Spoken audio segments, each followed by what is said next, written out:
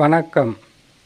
மேசராசி குரு வக்ர பலன்கள் 2024 முதல் 2025 வரை. மேசராசிக்காரர்களுக்கு குரு பகவான் வக்ரம் பெறுவதால் அதிகப்படியான லாபங்களால் சொத்து சேர்க்கை என்பது கட்டாயமாக கிடைக்கும். காரணம், குரு பகவான் வக்ரம் பெறுகின்ற இந்த நாட்களில் சனி பகவான் வக்ர நிவர்த்தி பெற்று அதிகப்படியான நற்பலன்களை தந்து விடுவார்.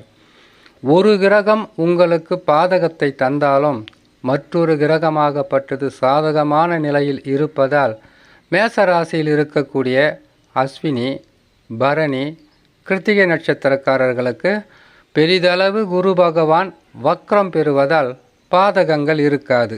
சரி, குரு பகவான் வக்ரம் பெறுகின்ற நாட்களும் வக்ர நிவர்த்தி பெறுகின்ற நாட்களை பற்றி பார்க்கலாம். 15/10/2024 புரட்டாசி மாதம் 29ஆம் தேதி செவ்வாய்க்கிழமை காலை 10 மணிக்கு குரு பகவான் வக்ரம் பெறுவார். வக்ர நிவர்த்தியாகப்பட்டது 11/2/2025 தை மாதம் 29ஆம் தேதி செவ்வாய்க்கிழமை காலை 10 மணிக்கு வக்ர நிவர்த்தி பெறுவார். இந்த 150 நாட்களில் மேசராசிக்காரர்களுக்கு பாதகம் இருக்குமா என்றால் கட்டாயமாக இருக்காது. காரணம், குரு பகவான் ஒரு சுபகிரகம். இந்த சுபகிரகமாகப்பட்டது வக்ரம் பெறுவது பாவகிரக ராசிகளில் அமர்ந்தால் பாவகிரகமாக இருந்தால் பாதகத்தை தருவார்.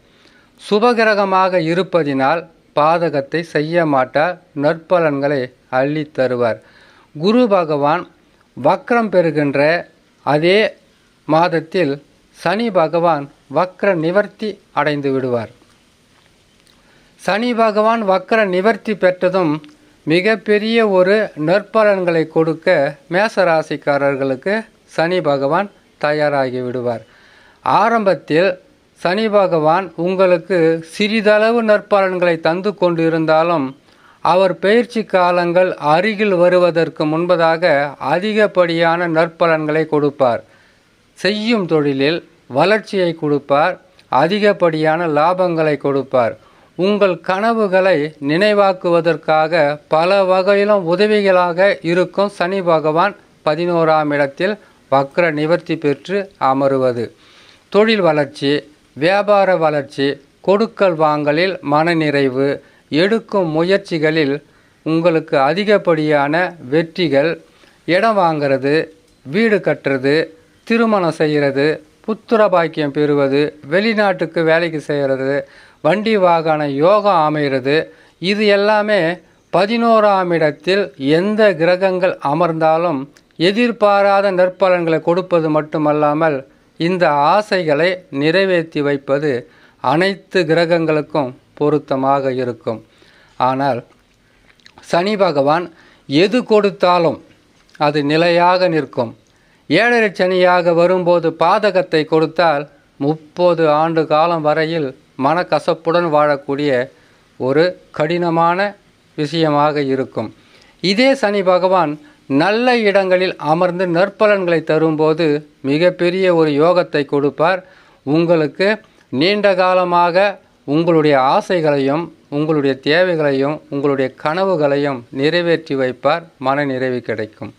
குடும்பத்தில் இதனால் வரையில் நீங்கள் எதையுமே செய்து சாதிக்க முடியாதவர் என்று அவப்பெயர் இருந்தால் சனி பகவானும் குரு பகவானும் உங்களுக்கு நல்ல பெயர் மட்டுமல்லாமல் பேர், புகழ், தனலாபம், தொழிலில் வளர்ச்சி, வியாபாரத்தில் வெற்றி, தொழிலாளிகளால் உங்களுக்கு நற்பலன் நடப்பது, எடுக்கின்ற முயற்சிகளில் வெற்றி கிடைப்பது, குடும்பத்தில் சந்தோஷம் நிலைத்திருப்பது, கணவனுக்காகவோ மனைவிக்காகவோ பிள்ளைகளுக்காகவோ செய்யும் தொழிலுக்காகவோ மிகப்பெரிய ஒரு நற்பலன்களை செய்து உங்களுக்கு பல வகையிலும் சந்தோஷம் அடையும் அளவிற்கு சனி, குரு, ராகு, கேது ராஜகிரகங்கள் உதவியாக இருக்கிறது. இந்த காலகட்டத்தில் குரு பகவான் வக்ரம் என்பது பாதகமாக இருக்காது. ஏன்னு கேட்டிங்கனாக்கா 4 கிரகங்களும் பாதகமாக அமர்ந்தால்தான் உங்களுக்கு பயம் இருக்கும், வேதனைகள் இருக்கும், கஷ்டங்கள் வரும். ஆனால் 4 கிரகங்களில் ஒரு கிரகம் மட்டும் பாதகமாக, அது கூட பாதகம் சொல்ல முடியாது, வக்ரம் என்பது பின்னோக்கி செல்வது.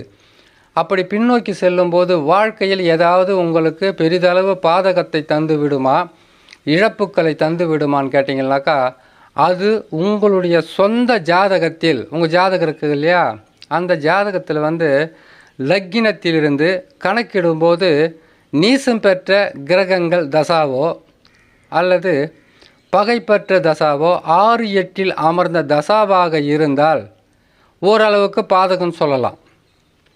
அப்போ கூட சனி பகவான் உங்களுக்கு 11 இருக்கும் வரையில் மேசராசிக்காரர்களுக்கு பாதகம் இருக்காது. பெரிதளவு வெற்றி வேணும்னா கூட உங்களுக்கு குறைச்சி கொடுக்கலாமே தவிர, தசா சரியில்லாதவர்களுக்கு பெரிதளவு கஷ்டம் மட்டும் சொல்கிறதுக்கு வாய்ப்பு இருக்காது.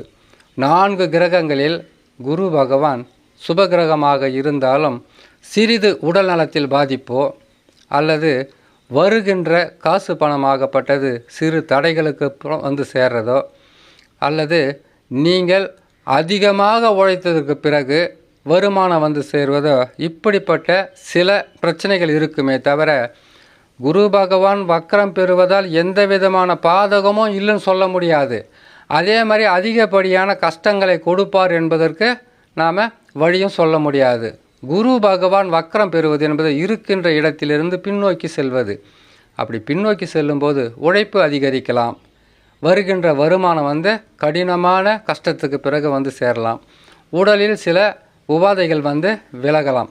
இத்தகையான பாதகமாக தான் இருக்குமே தவிர பெரிதளவு கஷ்டம் இல்லை.